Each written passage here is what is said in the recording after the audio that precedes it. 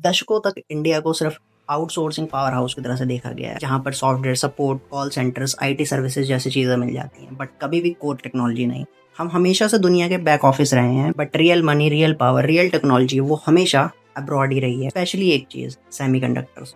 Semiconductor tiny brains होते हैं किसी भी मॉडर्न गैजेट, चाहे वो फोन हो, वॉशिंग मशीन हो, फाइटर जेट्स हो या सैटेलाइट्स हो। बिना चिप्स के मॉडर्न लाइफ बिल्कुल रुक जाएगी। एंड दुनिया इस बात को पहले ही एहसास कर चुकी है कितना ज्यादा डेंजरस है कि कुछ ही कंट्रीज के पास इस चीज की सप्लाई रहे। थोड़ा सा भी डिसरप्शन आता है, सारी इंडस्ट्री शट डाउन हो जाएंगी। इसी वजह से इंडिया ने भी अपना इंडियन सेमीकंडक्टर मिशन लॉन्च करा, जिसमें बिलियंस ऑफ डॉलर्स लगाए जा रहे हैं ताकि नई चिप फैक्ट्रीज को बिल्ड करा जा सके, जिनको हम फैब भी कहते हैं। इसी के साथ testing, packaging and designing hubs को बनाया जा रहा है। एंड गुजरात ही एक ऐसे ही हॉटस्पॉट के रूप में निकल के आया है, जहां पर मैसिव प्लांट्स अंडर कंस्ट्रक्शन है। पहली बार ऐसा हो रहा है कि इंडिया में सिर्फ बातें नहीं हो रही हैं, बल्कि कुछ बिल्ड करा जा रहा है। इंडिया के पास कुछ क्लियर एडवांटेजेस भी हैं, जैसे हमारे पास लाखों इंजीनियर्स हैं जो कि पहले से ही ग्लोबल चिप डिजाइनिंग कर रहे हैं।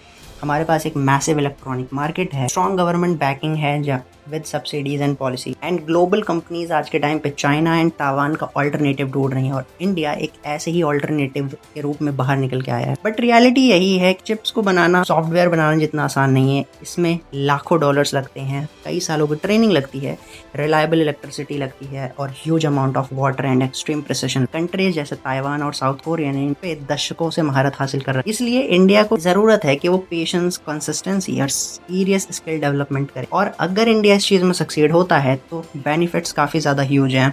हमें फॉरेन कंट्रीज पे अपने चिप इंपोर्ट्स के लिए डिपेंड नहीं रहना पड़ेगा। कई लाखों नई जॉब्स क्रिएट होंगी, नए स्टार्टअप्स खुलेंगे जो कि सिर्फ असेंबली नहीं करेंगे बल्कि कुछ इनोवेट करेंगे। एंड मोस्ट इंपॉर्टेंटली, इंडिया के पास खुद की रियल टेक्नोलॉजिकल इंडिपेंडेंस आएगी। ये सिर्फ बिजनेस से रिलेटेड नहीं है, इंडिया को अपना वर्ल्ड में एक प्लेस मिलेगा। अब इंडिया सिर्फ एक बैक ऑफिस की तरह ट्रीट नहीं करा जाएगा, बल्कि ग्लोबल टेक इंडस्ट्री के रूप में निकलेगा। माना ये जो रेस है वो टफ है, ये रास्ता लंबा है, बट फ्यूचर बहुत ज्यादा ब्राइट है। तो अगर आपको ये वीडियो अच्छी लगी हो तो do like, share and subscribe the channel.